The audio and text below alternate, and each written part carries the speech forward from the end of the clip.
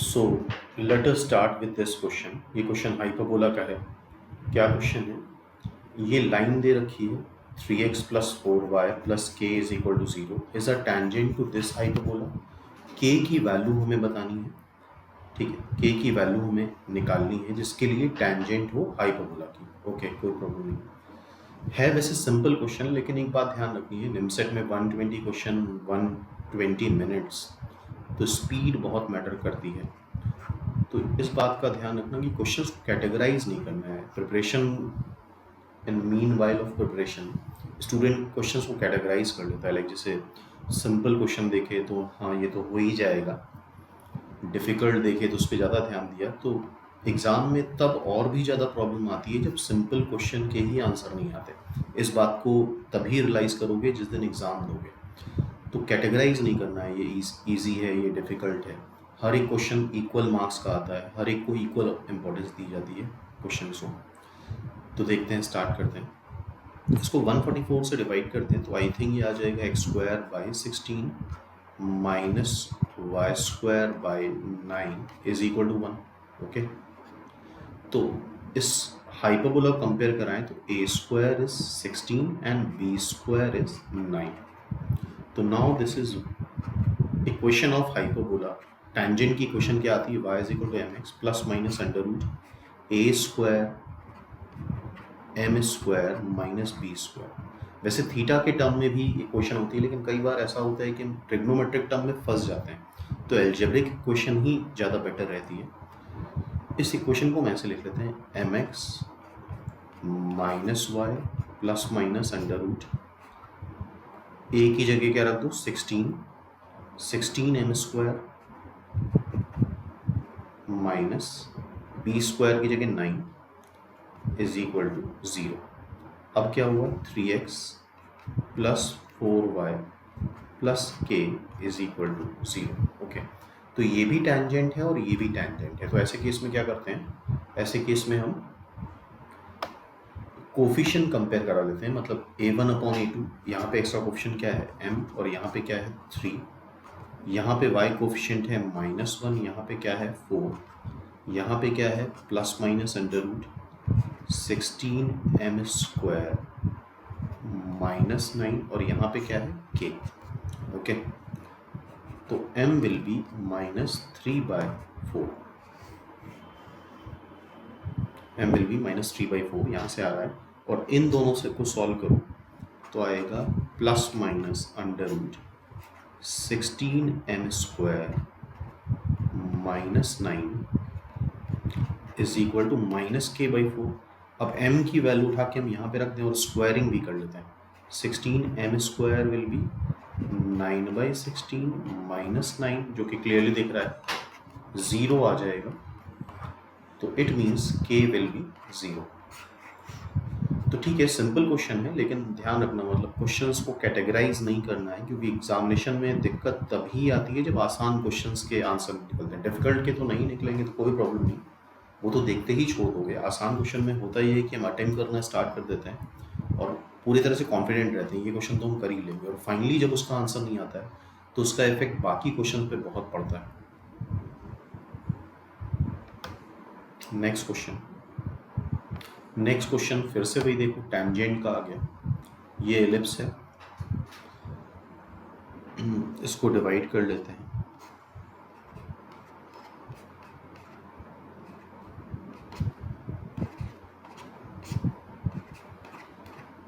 (400/25) is equal to 1।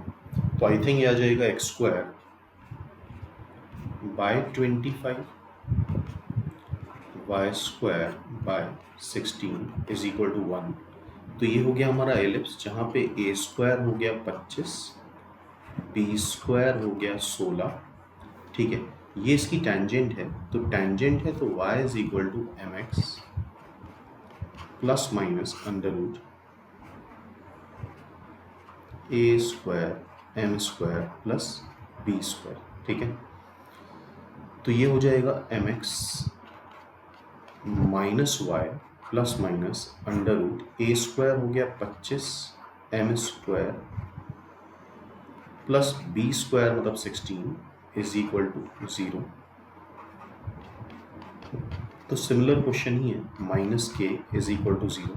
फिर से वही कर लेते हैं, m/3 minus 1/5 plus minus under root 25 m square plus 16 divide by minus K. ठीक है,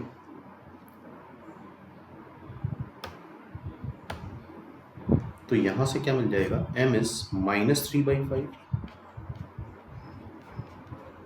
इन दोनों को सॉल्व कर लेते हैं, तो plus minus under root 25 m square plus 16 is equal to k/5। तो 25 m square plus 16 is equal to k square by 25। ठीक है, तो नाउ m स्क्वायर क्या आ रहा है, ये m स्क्वायर रख देते हैं यहाँ पे, 25 9/25 प्लस 16 k स्क्वायर बाई 25। तो दिस कैंसिल, ये फिर से 25 आ गया, तो k स्क्वायर इज 25 का स्क्वायर, तो k will be plus minus 25, k will be plus minus 25। ठीक है, तो इट्स आंसर इज सी। इसका आंसर क्या आ रहा है, सी इज द आंसर।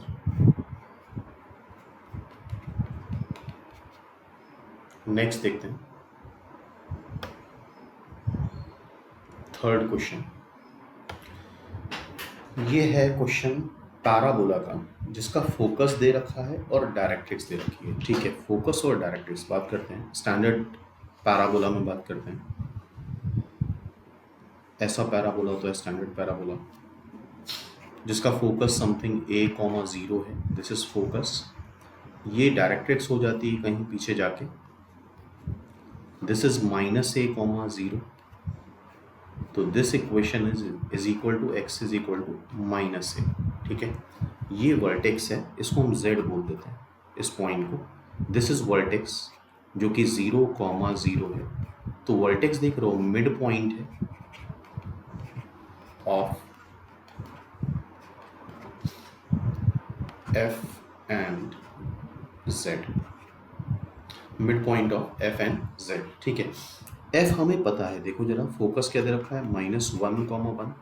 डायरेक्ट्रिक्स भी हमें दे रखी है, डायरेक्ट्रिक्स क्या दे रखी है, 4x plus 3y -24 is equal to 0।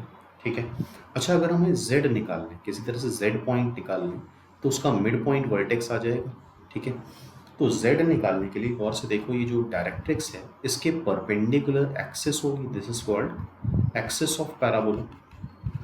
Axis of parabola किसके परपेंडिकुलर होती है, डायरेक्ट्रिक्स के।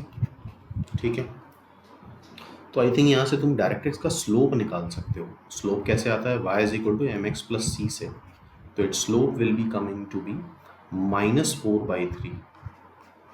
इसको कंपेयर करा लो y is equal to mx plus c से, तो y स्लोप विल बी -4/3। इसका स्लोप आ गया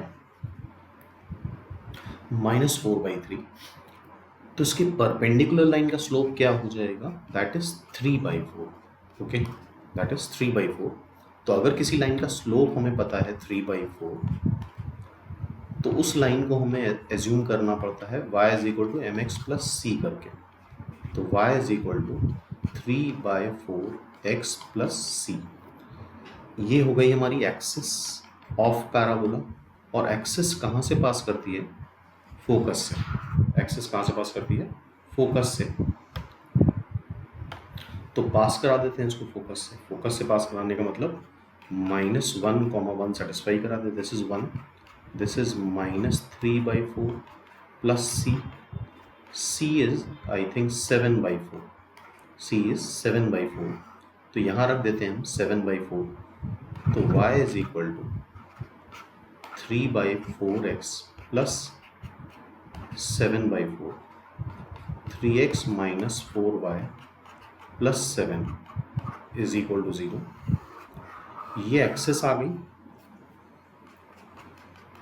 ठीक है।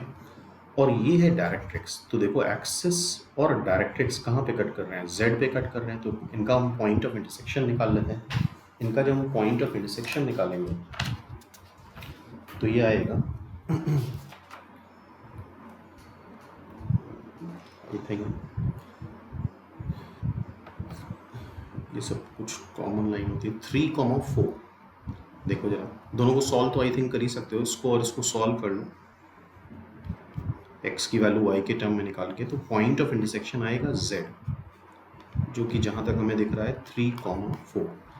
सॉल्विंग तो कर ही लोगे दोनों को साइमल्टेनियसली। 3,4 सेटिस्फाई करता दिख रहा है,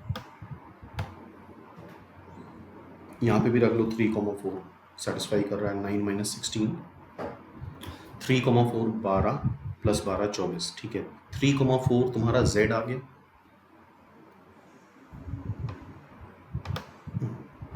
z इज 3,4। ठीक है, a इज -1,1।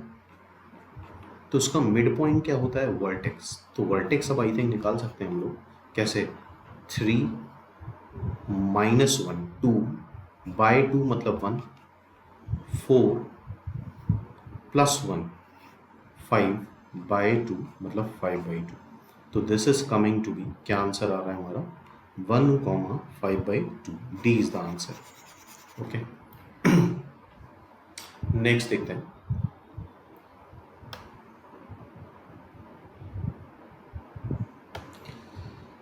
तो कॉमन टेंजेंट का क्वेश्चन आ गया। कॉमन टेंजेंट का तो ये ऑब्जर्व कर रहे होगे कि हिमसेट में टेंजेंट पे बेस ज़्यादा क्वेश्चंस पूछे जाते हैं, नॉर्मल पे अभी तक कोई भी क्वेश्चन नहीं आया। लेकिन हाँ, बाकी एग्जाम JNU हो गया, BHU हो गया, अदर एग्जाम्स में आते हैं नॉर्मल के क्वेश्चन, ऐसा नहीं कि हम नहीं पढ़ेंगे उसको। तो इस बारे में पहली बात कर चुके हैं, ये सर्किल है और ये कोनिक है। कोनिक मतलब पैराबोला, एलिप्स, हाइपरबोला। तो इनकी कॉमन टेंजेंट हमें निकालनी होती है, तो हम पहले कोनिक सेक्शन की टेंजेंट लिखते हैं।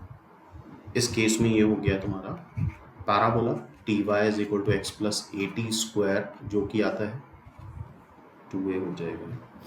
ठीक है, इसको a कर लो। y² = 4ax की टेंजेंट क्या होती है, ty = x + at²। ty = x + at²। और यहाँ पे अगर कंपेयर कराएं तो a की जगह 2a है, 2at²।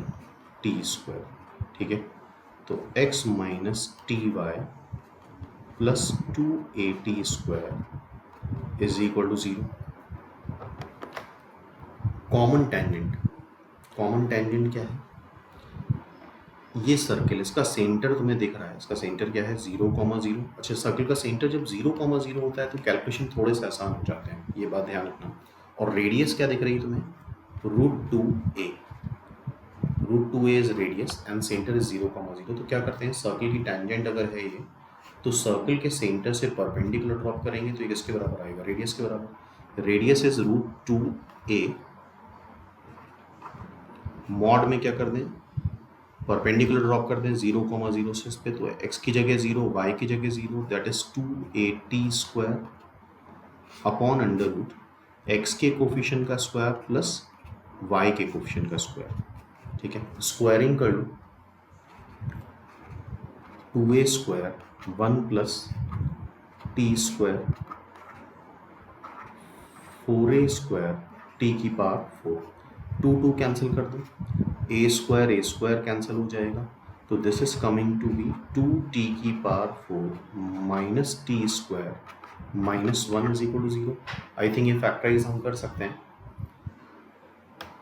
इसको फैक्टराइज करते हैं। तो ये किस तरह से फैक्टराइज होगा, 2t⁴ -2t² + t² -1। तो यहाँ से 2t² कॉमन आएगा, यहाँ से 1 कॉमन आएगा, दिस इज t² - 1। ऑब्वियसली ये तो 0 कभी नहीं हो सकता, तो क्या होगा, t² 1 होगा, मीन्स t आएगा +-1।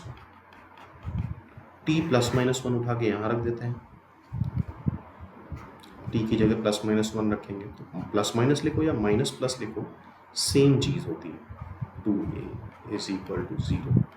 तो y plus minus Y is equal to minus X minus two. इसमें आंसर क्या का फॉर्म लिखने में काफ़ी लोग कंफ्यूज हो जाते हैं, तो ध्यान से सुन लेना इसको। अब यहाँ प्लस माइनस नहीं चाहिए, देखो ऑप्शन में सारे प्लस माइनस जो हैं वो राइट हैंड साइड पे हैं, तो इसको प्लस माइनस से मल्टीप्लाई कर दो।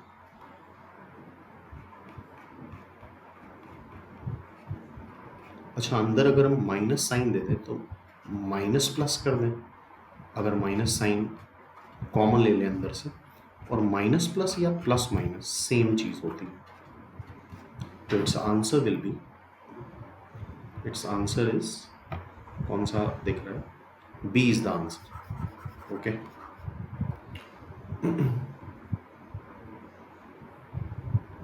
नेक्स्ट देखते हैं। ये क्वेश्चन 2014 में रिपीट हो चुका है, पिछले वीडियो में इसका सोल्यूशन देख सकते हो। It's answer is 7। ठीक है, सेकेंड वीडियो में इसका सोल्यूशन है 2014 वाले। तो ये क्वेश्चन का इसको पूरा सॉल्व करा है उस लेक्चर में। तो 2014 के बाद 2016 में फिर से ये क्वेश्चन आया। अब ये भी एक ठीक क्वेश्चन है, अच्छा क्वेश्चन। हाइपरबोला है जिसका सेंटर ओरिजिन पे है, ठीक है, फोकस 0,4 है। देखो जरा, फोकस अगर 0,4 है, यही बात समझने वाली है। 0,4 कहाँ होगा, 0,4 होगा वाई एक्सिस पे। तो अगर किसी हाइपरबोला का सेंटर फोकस 0,4 है, वाई एक्सिस पे है, इट मीन्स वो कॉन्जुगेट हाइपरबोला होता है। यहीं पे बस गड़बड़ करी थी काफ़ी स्टूडेंट्स ने 2017 में। तो ठीक है, तो ये हाइपरबोला जो कॉन्जुगेट हाइपरबोला होता है वो इस फॉर्म का होता है, Y square by B square minus X square by A square is equal to 1। ठीक है, दिस इज कॉन्जुगेट हाइपरबोला। तो अगर हाइपरबोला पढ़ा है तो बात समझ में आ रही होगी। और कॉन्जुगेट हाइपरबोला की जब बात होती है तो उसकी जो ट्रांसवर्स एक्सिस होती है वो 2b होती है। क्या होती है, 2b। तो ट्रांसवर्स एक्सिस 2b हो गई, that is equal to 6, means b is equal to 3। b क्या आ गया, 3।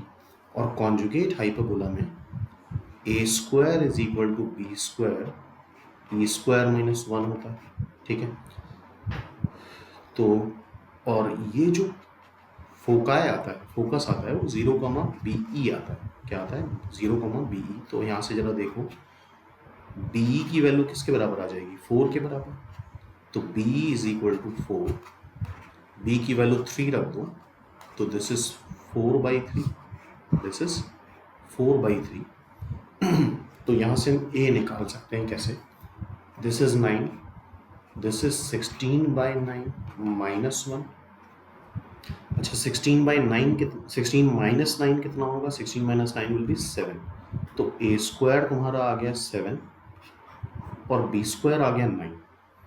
तो y square by 9, a square क्या आ गया 7 इज इक्वल टू 1। तो देखें जरा कौन सा ऑप्शन मैच कर रहा है। This is the answer, b is the answer. ठीक है,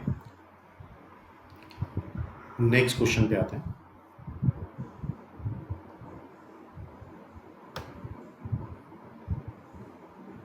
नेक्स्ट क्वेश्चन फिर से वही कॉमन टेंजेंट आ गया, और देख रहे हो हाइपरबोला, फिर से वही सर्किल, और क्या कंसेप्ट है, सर्किल और हाइपरबोला, सर्किल और कोनिक्स में कॉमन टेंजेंट बतानी है। तो क्या करते हैं, कोनिक की टेंजेंट लिखते हैं, इसकी टेंजेंट लिखते हैं। इसकी टेंजेंट आती क्या है, इसकी टेंजेंट आती है y is equal to mx। अच्छा, इस क्वेश्चन में काफ़ी 2018 में जितने भी लोगों ने एग्ज़ाम दिया था सब इसमें फंसे थे, अभी आगे पता चलेगा, क्योंकि कैलकुलेशन उसमें काफ़ी वियर्ड है। a square m square minus b square, तो y is equal to mx।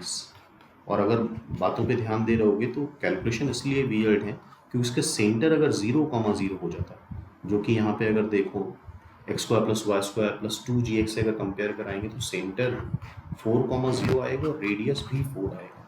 तो जिसने सर्कल पढ़ा है तो समझ रहा होगा कि सेंटर 4,0 एंड रेडियस 4 कैसे आएगा। ठीक है, प्लस माइनस ए स्क्वायर क्या है 9m², बी स्क्वायर देखो हाइपरबोला में तो 4, ठीक है। तो this is mx minus Y plus minus under root 9m² minus 4 is equal to 0। ये टेंजेंट है किसकी, हाइपरबोला की, और ये टेंजेंट है सर्किल की भी। तो सर्किल की टेंजेंट कब होती है, जब सर्किल के सेंटर से इस टेंजेंट पे परपेंडिकुलर ड्रॉप करेंगे, रेडियस के बराबर आएगा। तो परपेंडिकुलर ड्रॉप कर देते हैं यहाँ पे, दैट इज 4,0, यहाँ पे रखो 4,0 एंड रेडियस इज 4, तो दिस इज 4। यहाँ पे 4,0 रखेंगे तो 4m हो जाएगा plus minus under root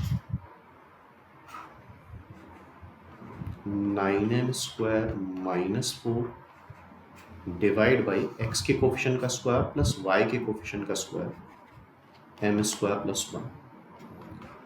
squaring कर लेते हैं तो 16m² प्लस 1, इधर जब स्क्वायर करोगे तुम तो क्या आएगा, ये 4m का स्क्वायर मतलब 16m² प्लस इसका square 9m² minus 4 plus minus 8m under root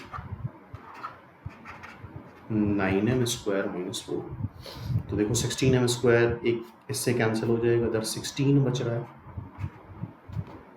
इधर क्या बच रहा है, ये इधर ले आओ, ये वाला 4 इधर ले आएंगे तो this is 20 minus 9m² is equal two plus minus 8m, क्योंकि अंडर रूट फिर से हमें हटाना ही होगा। 9m² माइनस 4 स्क्वायरिंग कर लो, 9m² की स्क्वायरिंग करेंगे तो आएगा 81m⁴ plus 400 minus 18 360m², 64m²,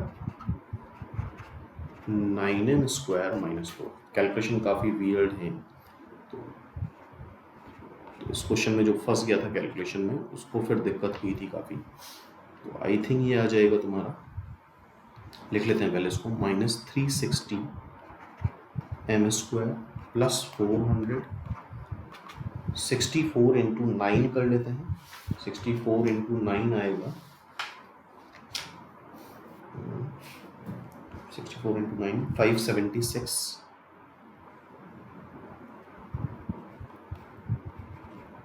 m² minus ये हो जाएगा 64 इंटू 4 इज 256, ये सॉरी m की पावर 4 होगा, दिस इज m²। इसको से सब्ट्रैक्ट कर देंगे तो this coming to be 495m⁴। I think ये न्यूमेरिकल कैलकुलेशन कर सकते हो अपने आप, प्लस इसमें ऐड करेंगे तो this is coming to be 104m² minus 400। सारे टर्म्स हम उधर लेंगे। अब ये m² में क्वाड्रेटिक है, लेट m² इज t, तो ये t में क्वाड्रेटिक बनेगी और फैक्टर्स मतलब जो कोफिशिएंट है वो बहुत बड़े हैं। अगर कोफिशिएंट बहुत बड़े होते हैं तो फिर बेटर रहेगा कि हम उसका एलसीएम और फैक्टराइज ना करके सीधे सीधे श्रीधराचार्य फॉर्मूला लगा दें। तो this is quadratic in m², क्या होता है minus b plus minus b² मतलब 104 का स्क्वायर माइनस 4ac।